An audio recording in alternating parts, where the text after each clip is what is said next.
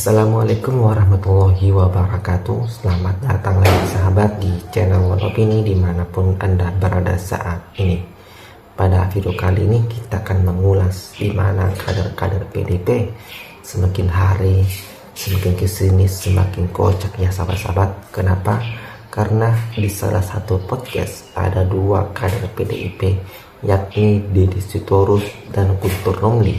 Mereka meminta KPK dibubarkan saja karena sekjen mereka ditahan oleh KPK sampai hari ini. Wah, kenapa loh kader-kader PDIP meminta KPK dibubarkan saja, padahal Bapak Prabowo lagi gencar-gencarnya memburu mafia-mafia koruptor yang telah merugikan negara kita. Tentu saja pernyataan mereka menuai reaksi banyak sekali orang, terutama Bapak Prabowo dan Bung Fahri Hamzah. Nah, bagaimana pernyataannya kita lihat sama-sama berikut ini. Dikebut sedemikian rupa, di-framing sedemikian rupa hanya untuk yaitu kita lihat ini menjadi alat politik. Bahkan haknya untuk mendapatkan keadilan melalui pra-peradilan dan saksi meringankan juga ditolak. Itu kan aneh ya, karena Bang. karena kan begini, putusan pra-peradilan Mas Hasto yang pertama itu kan alasan hakim untuk tidak dapat menerima, bukan menolak ya, gugatan itu, karena gugatan itu memasukkan dua buah sprindik dalam satu gugatan. Tetapi kemarin KPK melimpahkan berkas Mas Hasto itu dalam satu berkas, satu dakwah, mengadili dua sprindik itu, gitu ya. Dalam jadi satu kan dakwah. ada hal yang tidak konsisten nih dalam penegakan hukum. Kembali ke KPK, Bang. Kalau menurut saya, ini sudah waktunya kita harus bubarkan KPK yang sekarang, atau kita kembalikan KPK ke zaman seperti dulu. Kalau masih seperti sekarang, ya alat politik. Bicara kemarin saya ngomong apa? Karena sebelum ini dipimpin oleh orang yang namanya Firly, nyebut Firly, saya bilang, emang apa bedanya Firly dengan Setio? Sama-sama bintang 3 polisi aktif, ngomong soal parcoknya. Lah memang sekarang itu bukan parcok di Kuningan KPK, memang dari komisionernya dari Setio, kemudian dari direktur penindakan, deputinya sampai penyidiknya kan sama aja bilang. Kalau selama ini menjadi alat politik, ya sekarang juga menjadi alat politik. Dan dari dulu kan politik hukum. Nah, ini kita bicara kalau masih KPK seperti sekarang, menurut saya sudah waktunya bubarin KPK ya, atau kembalikan ke KPK seperti zaman dulu. Nah, ini yang dulu Bu Mega kan pidato bahwa mungkin apakah tidak lebih baik KPK dibubarkan. Kalau dibubarkan besoknya saya langsung bentuk yang baru, yang lebih bersih dan lebih kuat, kira-kira seperti itu. Ya. Tentu kita masih tetap membutuhkan lembaga pemberantasan korupsi. Tentu adalah orang-orangnya kan. Iya. Nah, yang saya maksudkan tuh KPK Mulyono ini bukan institusi, tapi orang-orangnya. Kan? Orang-orang dan perilakunya. Gitu. Karena kenapa gitu? Ngujinya menurut saya sederhana. KPK itu kan dibentuk bukan ngawasin orang di luar kekuasaan sebetulnya. Hakikatnya itu justru dia yang dalam kekuasaan. Karena mereka yang berpotensi untuk mereka yang menyalahgunakan kekuasaan. Nah, ini yang kita lihat sekarang kerja KPK itu ngejar orang di luar kekuasaan ini. Jadi kalau tadi disebutkan tadi politisasi hukum, memang nuansanya begitu, ngejar orang di luar, di dalamnya nggak senyap. Ya kasus soal Blok Medan misalnya, CSRBI kan, Sabirin Nur, ya kan. Ini kan yang Kalsel. Kita boleh sebut termasuk CCRV kan, termasuk dalamnya gratifikasi pesawat jet yang diterima oleh Kaisang saat itu kan. Ini semua di dalam lingkaran kekuasaan. Jadi KPK ini beraninya cuma sama mereka yang di luar kekuasaan. Itu yang saya sebut tadi. Nggak pernah, Mas. It's not in the constitution, it's not in the undang-undang, nggak ada, Mas. Saya waktu dulu saya konflik sama teman-teman di PKS. Sampai saya membuat kajian sendiri dan membuat buku. Saya baca semua undang-undang. Partai politik itu peserta pemilu, bukan pengendali negara. Pengendali negara itu adalah orang yang dipilih, elected official. Itu pengendali negara. Tapi kita keterusan. Partai politik menjadi peserta pemilu, tiba-tiba ketua umum partai politik mengendalikan negara. Padahal dia tidak dipilih rakyat. Rusak, Mas. Kita mesti address ini dari awal kepada Pak Prabowo. Partai politik kau boleh peserta pemilu, ya, karena kau juga ditoblos rakyat, tapi pada dasarnya rakyat itu bermigrasi karena siapa yang terpilih itu kan siapa yang dapat suara paling banyak. Ya. Artinya kan rakyat milih orang. Lah kalau rakyat sudah milih orang, terus ngapain ketua umum partai politik ikut mengendalikan dari belakang? Ini yang mengerusak. Saya bersama pemerintah yang saya pimpin didukung oleh koalisi yang solid, bertekad keras untuk membangun suatu pemerintahan yang bersih, yang bebas dari korupsi.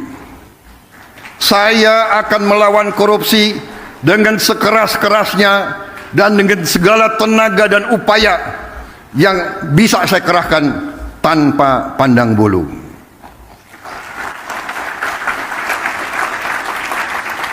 Prinsip yang sama akan menjadi fondasi dalam pengelolaan dana antara Indonesia. Visi untuk mengelola sumber daya nasional secara bijaksana bukanlah sesuatu yang baru. Tidak lama setelah kemerdekaan, para pendiri bangsa mendirikan Bank Industri Negara untuk membiayai sektor perkebunan, industri, pertambangan. Pendahulu-pendahulu kita telah lama investasi dalam sektor-sektor strategis. Presiden pertama kita mendirikan Institut Pertanian Bogor karena memandang pertanian sebagai sektor strategis. Teman-teman dari PDI kemarin, PDI udah resmi memecat Pak Jokowi, Mas Gibran sama Mas Bobi. Ya, enggak apa. Artinya saya menghormati itu. Dan saya tidak dalam posisi untuk membela atau memberikan penilaian ya, karena keputusan itu sudah terjadi. Nanti waktu yang akan mengujinya. Ya, saya rasa itu aja. Sebab penakut bangsa ini. Kenapa Anda bilang penakut? Bangsa ini penakut karena tidak mau bertindak kepada yang bersalah. Adanya gak ada yang ditindak toh? Tapi ada yang menuduh bahwa Gus Dur ini sebenarnya menggunakan aji mumpung. Mumpung jadi presiden, dibayari negara, keliling jalan-jalan. Alah, nanti sejarah akan membuktikan. Pak, dibuka aja, Pak. Pak, dibuka aja, Pak. Udah dibuka aja, Hasto. Jangan masuk penjara sendiri. Siapa yang selama ini kompromi, yang bantu-bantu, ngomongin aja, dibuka aja. Maksudnya begitu. Udah bilang, jangan bawa Jokowi lagi, jangan lawan orang baik. Bambang Pacul udah bilang, jangan lawan orang baik. Masih juga, akhirnya nangis kan. Udah dibuka aja. Selama ini yang bantu koruptor itu, siapa itu yang lari itu, buka aja, udah. Ngapain ditahan-tahan, masuk penjara sendiri, nggak enak. Biar rame-rame. Mak Banteng kasihan ini, harus dibantu dong. Kalau dulu sih Partai Demokrat siapapun itu nggak pernah SBY datang ke KPK, lepas bertanggung jawab sendiri, begitu. Saya bisa membaca, ya misalnya, kenapa akhirnya Pak Jokowi berbeda paham dengan PDIP misalnya. Saya bisa menganalisisnya bukan karena kecenderungan pribadi, tapi karena adalah akibat daripada kita nggak menata sistem dengan baik. Misalnya, Pak Jokowi dipilih rakyat, tapi kita tahu bahwa ada intervensi besar selama beliau memimpin dari belakang. Dan itu tidak nyaman, Bang. Otomatis itu tidak nyaman. Ya. Dan itulah yang menciptakan mekanisme dalam diri Pak Jokowi untuk berpolitik yang tidak diketahui oleh partainya. Karena ada gangguan, Bang. Itu kalau kita ungkap secara lebih belak-belakan, nantilah kita tulis ini sebagai pelajaran politik. Maka kita mesti belajar bahwa presiden itu kalau sudah terpilih jangan diintervensi. Jangan diganggu dari belakang, jangan punya agenda lain di belakang layar. Jangan istilahnya tuh sendiri-sendiri, ini presidensialisme.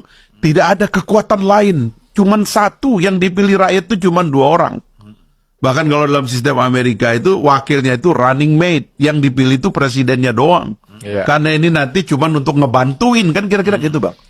Itu nggak boleh kita tawar-menawar, bikin dapur sendiri, bikin operasi sendiri, megang institusi dalam negara, dimainkan sendiri dari belakang. Tidak boleh, Bang. Ini kan yang sebenarnya menciptakan Pak Jokowi melakukan semacam rebellion terhadap situasi. Karena dia tahu ini nggak baik gitu loh. Nah, yang begini-begini, Bang, harus kita introspeksi. Ada salahnya kita. Masa Pak Jokowi terus yang salah? Seolah-olah yang lain nggak ada yang salah. Banyak yang salah, harus dikoreksi. Memang kita, kalau kita melihat ya, mungkin karena komplikasinya begitu ya, akhirnya Pak Jokowi tidak kuasa untuk melihat merajalelanya ya pemain-pemain di sekitar dia. Yang itu menurut saya sebagai orang yang ngerti presidensialisme ini, kita tahu, kita juga menciptakan sistem, sadar betul betapa presiden itu terganggu, Bang, kalau diintervensi, Bang. Bayangkan misalnya presiden mau bikin acara besar di satu provinsi, tiba-tiba ada partai politik memboikot acara itu. Loh, nggak ada, Bang. Kalau saya presidennya, Bang, saya penjara itu gubernur.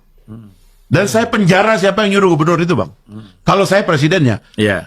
Ini adalah subversi kepada presiden dalam negara kesatuan. Itu nggak boleh, Bang. Nah, yang begini-begini, Bang, kerasanya di Pak Jokowi dipendam gitu loh.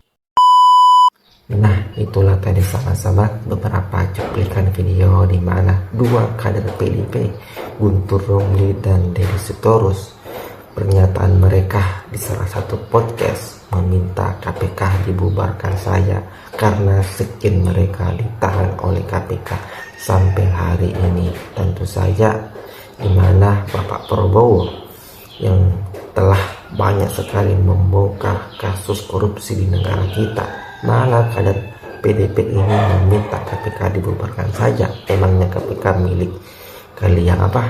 Nah, bagaimana pendapat Anda sahabat-sahabat mengenai ini? Silahkan komentar di bawah. Jangan lupa like dan subscribe. Sekian dan terima kasih.